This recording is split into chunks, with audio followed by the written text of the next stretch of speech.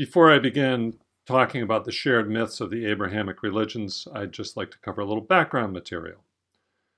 First of all, let me answer the question, what are the Abrahamic religions? There's a fairly straightforward answer to this question.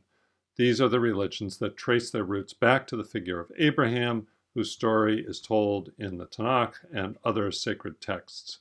Generally speaking, these Abrahamic religions are monotheistic, that is, there is only one God whom the adherents of these religions are supposed to worship. Abrahamic religions include Judaism, Christianity, and Islam. Secondly, what do I mean by myth? This is a question that does not have a straightforward answer. In our current popular culture, the term myth tends to have a negative connotation. A myth is something that is not true. It's a fairy tale or even an outright lie told to keep the schlemiels happy. When political progressives, for example, talk about the myth of American freedom, we know that by this they mean to imply that American freedom isn't really available to everyone living in America, that freedom is in some sense a lie.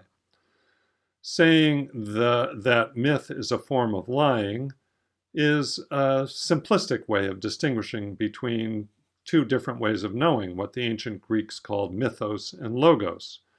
In today's pop culture, we've reduced that distinction to the difference between truth and lies, but mythos or myths consists of lies that humans make up to help explain the world, whereas logos, or logical thought or reason, is a more advanced form of thinking and knowing that allows us to strip away the falsehoods of myth to find the real truth. In one common formulation, mythos is religion, which is now outmoded, and logos is science, which has replaced all other forms of knowing the world.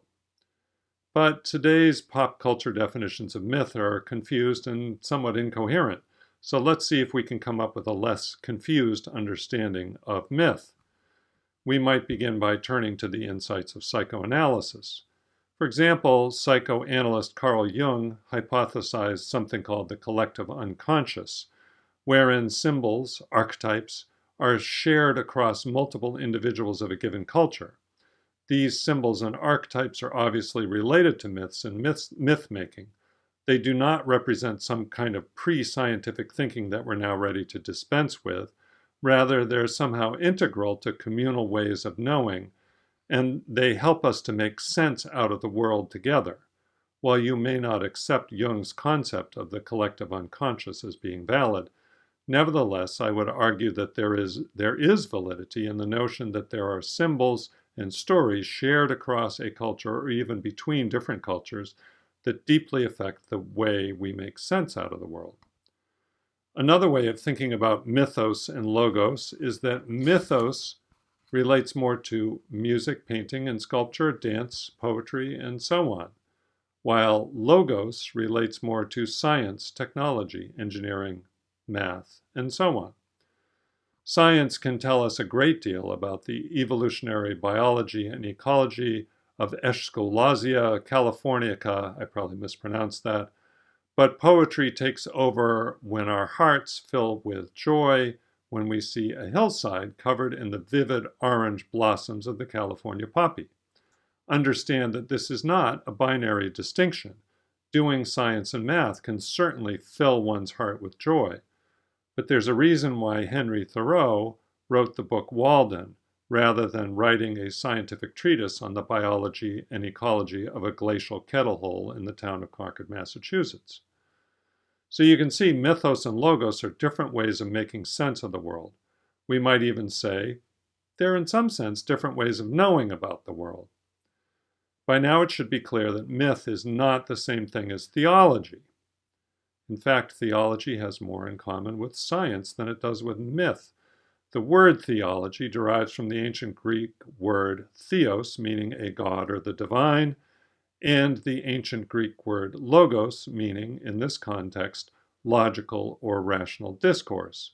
Thus, theology is an intellectual discipline that involves rational discourse about deities or the divine. If I may digress for a moment, as someone trained in the Western tradition of philosophy, I can tell you that in the West, what we now call science used to be called natural philosophy. It was a branch of philosophy. And during the medieval period, theology and philosophy were pretty much the same thing. So from a philosopher's point of view, science and theology are merely subordinate disciplines to my discipline of philosophy. We'll leave that digression behind and return to our main subject. It may help you to understand myth when you realize that fundamentalists are not comfortable with myths. A fundamentalist feels certain their knowledge of their religion is clear, unchanging, comprehensive, and not subject to correction. In this respect, fundamentalists resemble some militant atheists. Jerry Falwell and Richard Dawkins appear to have some similar habits of thought. When you live in the world of myth, however, you find that while myths may seem clear at any given moment, they can change and evolve. That rather than being comprehensive, there is always room for one more retelling of any given myth, that myths do not exist on a binary axis of correct versus incorrect. So now we can circle around back to the question of truth and lies. Are myths lies? Well, yeah. Myths are lies in exactly the same way that Shakespeare's play Macbeth is a lie. Macbeth is one big lie.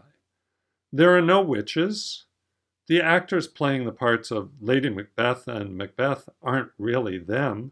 The whole play is just lies from start to finish. On the other hand, if you would like to know some of the deepest truths about human nature, you could do no better than to attend a performance of Macbeth, or better yet, several performances, because different directors and different actors will bring out different aspects of this multivalent work of art. So I would suggest that you think of logos as encompassing theology, science, fundamentalism, technology, and other types of logical discourse. Logos, logical discourse, aims at certainty through logical argument.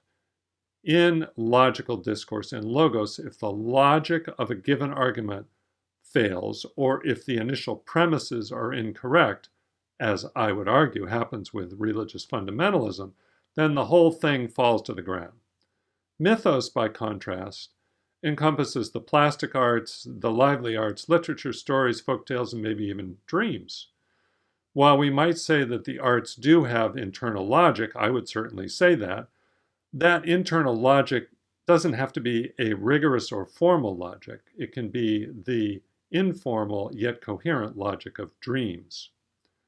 So when I speak of the shared myths of the Abrahamic religions, I'm not talking about theology. I'm not talking about fundamentalist religion. I'm not talking about science and technology. Instead, I'm talking about the shared stories, or maybe shared dreams, or maybe even some kind of collective unconscious, that appear in different forms in several different religions.